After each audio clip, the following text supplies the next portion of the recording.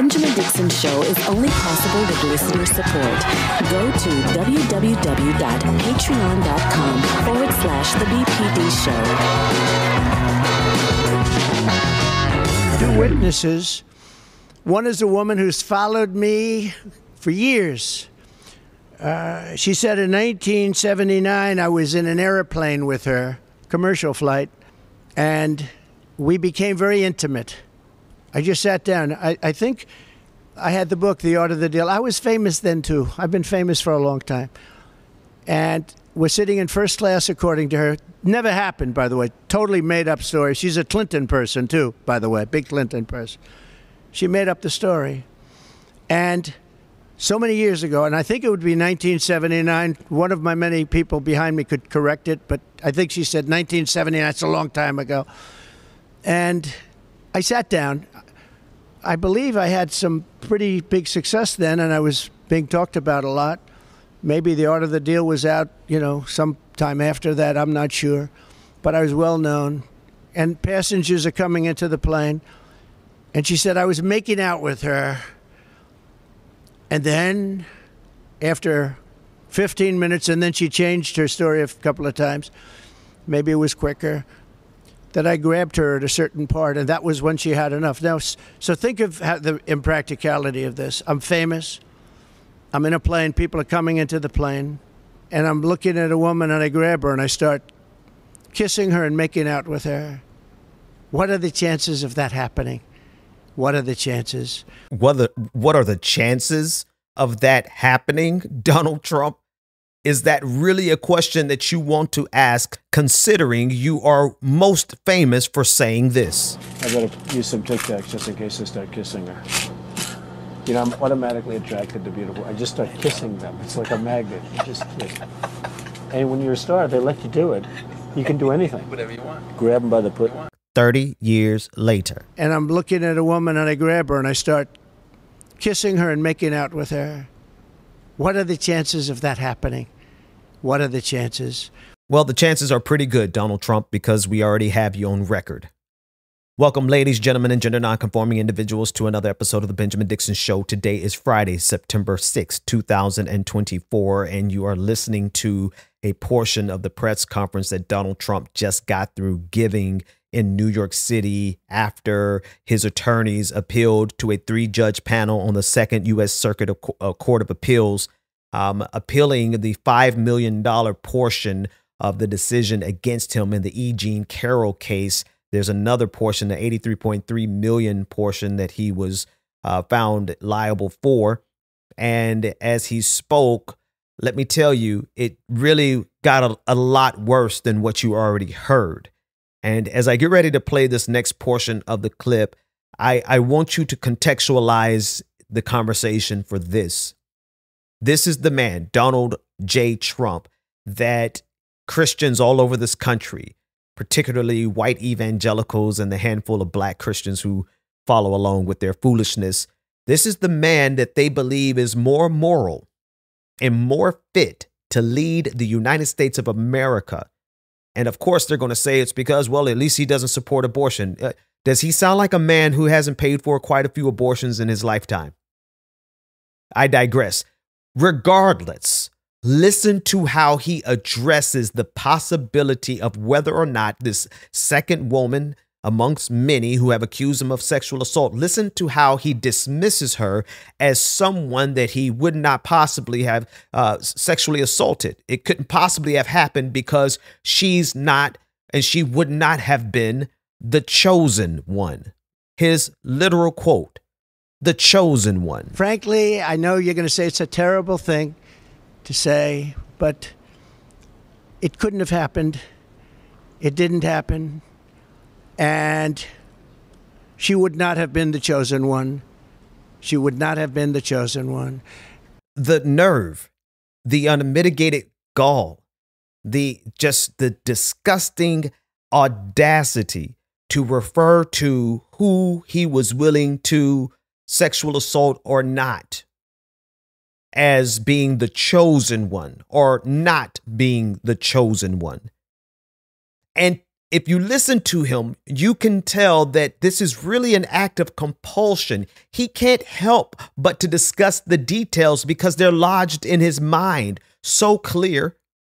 He dismisses it and says that it couldn't possibly happen as an afterthought to cover himself. But as he testifies, as he gives this press conference and gives his confession and his testimony, he speaks about it as though it literally happened. He speaks from a first-person perspective with a level of clarity of someone who was there. We became very intimate.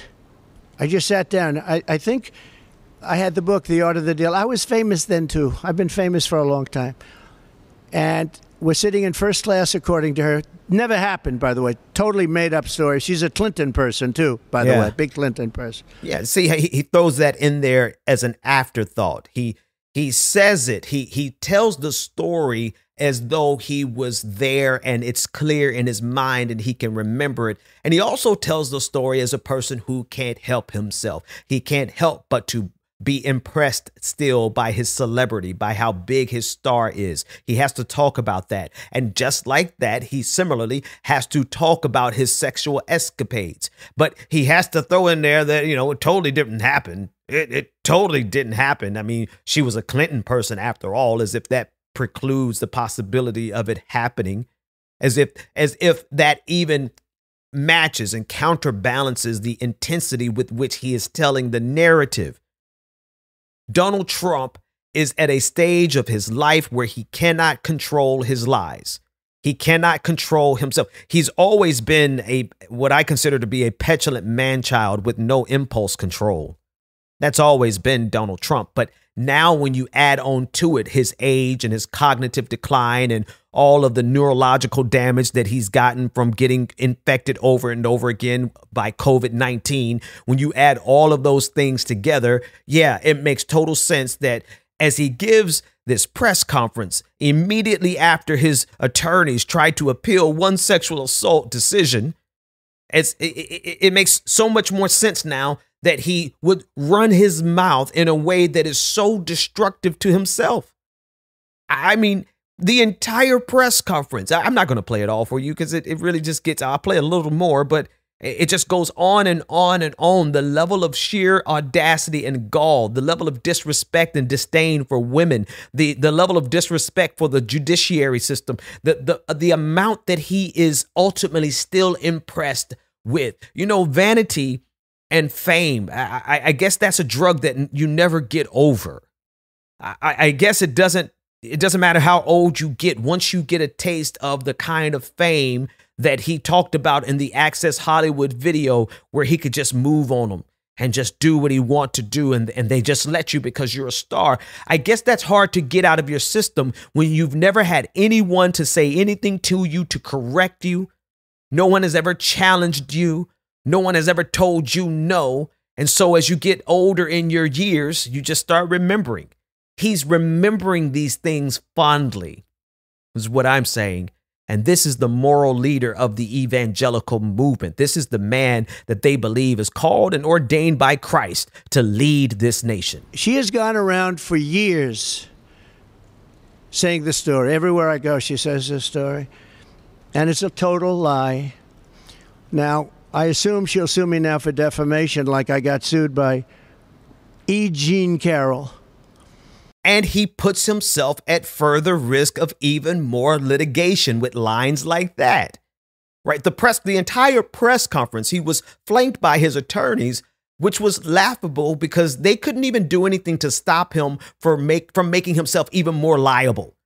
I mean, the absolute worst possible client ever, because he's so impressed with himself and he's never been held accountable for anything. And it doesn't do his attorneys any good because here's another portion of the press conference where he insults his attorneys to their faces. I feel sad that I have to come up here and explain it. I have all this legal talent, but legal talent cannot overcome rigged judges. They can't overcome a 4% Republican area. And I'm disappointed in my legal talent, I'll be honest with you.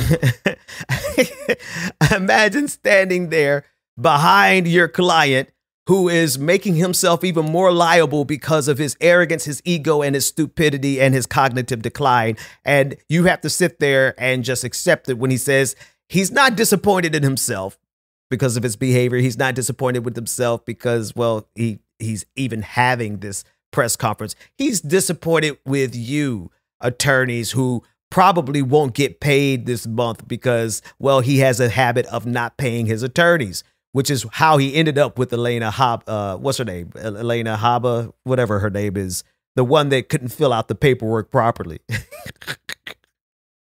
I'm telling you, Donald Trump is the crown jewel of rich, white, male arrogance and privilege.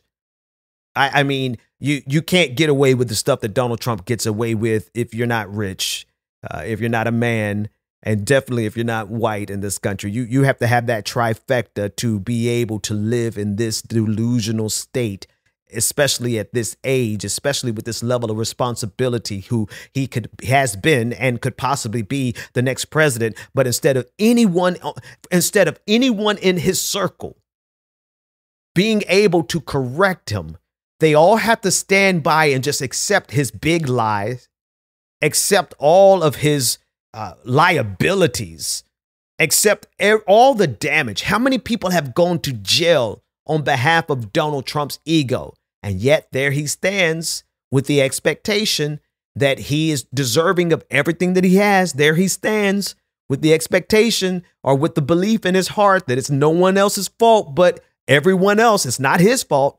It couldn't possibly be his fault. He didn't do anything wrong. It reminds me of that clip of Tim Pool, who was talking about being 38 years old without a wife and without kids, and how his dad was married and had kids at 27. And he says, you know, what's wrong? And then he says, it couldn't possibly be me. It's not me. You know, just the sheer nerve of an individual who is clear to everyone else with common sense that he has a problem, yet he has erected this world, this hermetically sealed bubble, to protect him from any correction, to protect him from anyone just pulling his coattail a little bit and saying, Donald Trump, maybe you should consider this and try. Maybe you shouldn't say this, right? Maybe for the sake of your bank account, you should not have this press conference. But there he is. He has the press conference. And in the middle of the press conference, not only does he open himself up to more liability, but he also demonstrates just how repugnant his character is. He refers to the women that he sexually assaults as the chosen ones. Or in this case, he said that she could not have been the chosen one. And this is the man that all day and all night evangelicals are running around telling you is sent from God. One of them even said he was the Son of Man, the second coming of the Christ. That they wrote a book about it, an entire book. They've made golden images of him. You know, when you embrace this type of hubris and this type of ego, and you do it for the sake of political power and economic power and whatever other justification they give, it does not only enhance his ego and his corruption, it corrupts you, Christians. You cannot support a man like this and not be corrupted yourself. And this is exactly what we are seeing all around this country. We'll be back with more of the Benjamin Dixon Show after this. Yeah, look, I'm in line with the stars, I'm in sync with the earth. 10 toes deep, flower child from the turf. I never switch sides, like even when I die, I'm a ride for the squad, let up ties in the hearse. I've been on a vibe, kinda hard to describe. I'm in between, I'm good and it's fine, but I'm tired of the grind. Then I come alive in the night to realize I'm in the middle of the time of my life. I'm never so packed for the stack, never lied on the rap, got a bag from the way that I write it. Queen looking Tyson. Welcome back to the Benjamin Dixon Show. Visit us online at thebenjamindixonshow.com.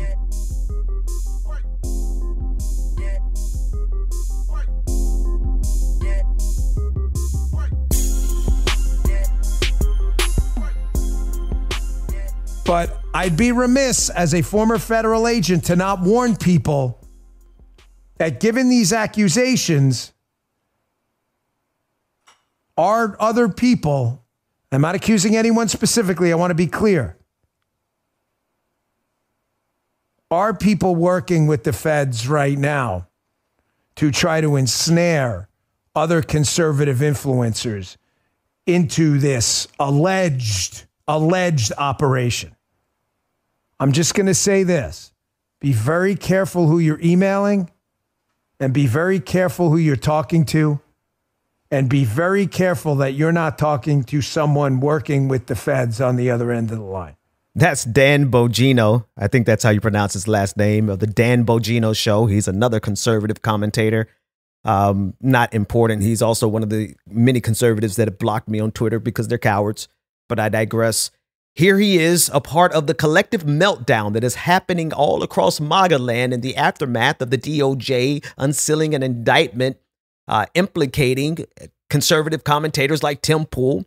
Not charging Tim Pool, not indicting Tim Pool, but saying that people like Tim Pool and Benny Johnson and Dave Rubin and Lauren Southern, they all took money to the tune of $100,000 per episode from a Russian shell company, Tenet Media, based out of Tennessee, but funded directly by Russian oligarchs connected very closely to Vladimir Putin for the express purposes of forwarding Vladimir Putin's foreign policy agenda in the United States of America. And in the aftermath, conservatives are all telling each other to be quiet. Don't talk to anyone. Don't talk to the feds, because you don't know who all is involved in this. Quite frankly, they have no idea, because a part of the indictment that I didn't cover yesterday is the fact that Russia has a list of 2,000 influencers that they have in their network. 600 of those influencers are in the United States of alone. We just only heard about the first 6. And so, quite honestly, you really don't know who the rat is, who the snitch was. You don't know who's working with the feds. And generally speaking, that's always good advice. Just don't talk to the police without your attorney present. It doesn't, whatever side of the equation you're on, just that's decent advice. However, I also think it's decent advice to say the traitors amongst us need to be exposed. To say, like, yes, have your attorney present, but if you betrayed this country, you need to be held accountable. They're not going to say that. What they're going to say is that they're the victims. They took $100,000 per episode, not $100,000 a month, which would be obscene by itself. Not even $100,000 a year, which would kind of be obscene just for, one little 30-minute episode per week. That's like exorbitant pay. $100,000 per episode, and they did not have the foresight to investigate who was paying them whatsoever. I listened to this clip of a local news station in South Florida, local channel 10, as they tried to reach out to Dave Rubin, who I didn't know he lived in South Florida, but listen to the clip. It's hilarious. They couldn't get comment from him, but they were able to get comment from another conservative commentator in the entire echo chamber. But he would only speak under the condition that they would distort his voice. From Channel 10, looking for Dave Rubin, please. Do you have an appointment? An ultimate no to any comments here, but on X, Rubin describes himself a victim, duped. And we learned Tenet was looking to book others here. One of the founders of Tenet Media contacted me because they needed marketing support. We've altered the voice of a well-known South Florida influencer who works in the conservative sphere, suspicious of the ask from the start. I heard out their pitch. It sounded a little odd when they mentioned having foreign investors and backers, dividing Americans, sowing chaos and upheaval. And that kind of seems to be the play here. Oh, he sounds like a good American there, doesn't he, folks? He said, now after the fact, and I don't know, maybe he's not caught up in this at all, or maybe he's the snitch. I don't know, but he sounds like a reasonable person. He sounds like he did what a reasonable person would do. When something sounds too good to be true, you should investigate. And especially when they are asking you to take money to pitch a particular narrative. Now, someone made a very good point on Twitter that I have to point out. I forgot who said it, but it's somewhere on my timeline. They said it's not whether or not they knew exactly where the money came from. They knew for certain that they were supposed to speak with a certain voice, a certain editorial voice, to carry particular talking points. And the fact that they did not disclose to their audiences, plural, that they were giving a talking point that they were being paid to give, that in itself is a problem. We're not talking about AdSense revenue from YouTube videos and YouTube ads. We're not talking about Patreon money and membership subscribers, right? We're talking about one source giving you $100,000 per episode so that you can forward a very specific narrative, and you go out there and forward it as vociferously as Tim Pool did. But I don't know that it matters anymore. This is psychotic. Ukraine is the enemy of this country. Ukraine is our enemy, being funded by the Democrats. I will stress this again. One of the greatest enemies of our nation right now is Ukraine. That's, you know, when he hit his hand on the table, you can hear the little in his voice. He earned that check. It wasn't worth $100,000, not for that single episode. But right, this is small pittance. This is nothing to the oligarchs of Russia to pay Tim Pool that kind of money, to pay Benny Johnson that kind of money, Dave Rubin, Lauren Southern, and the rest of the Get Along gang. It's nothing. And that's how inexpensive and how easy it is to overthrow democracy. We'll be back right after this. I keep it pure with intention. They see what I'm on, ain't no vixen. I might slide through with that top down. I keep it tuned with a high power. Put it on me, I'm blessed. Blessed. Big bag, manifest the sky, no stress. Keep no evil around me, can't ground me. I built it since when I had this. No hex on, God can't pause. Look at how far we progress. Welcome back to the Benjamin Dixon Show. Visit us online at thebenjamindixonshow.com.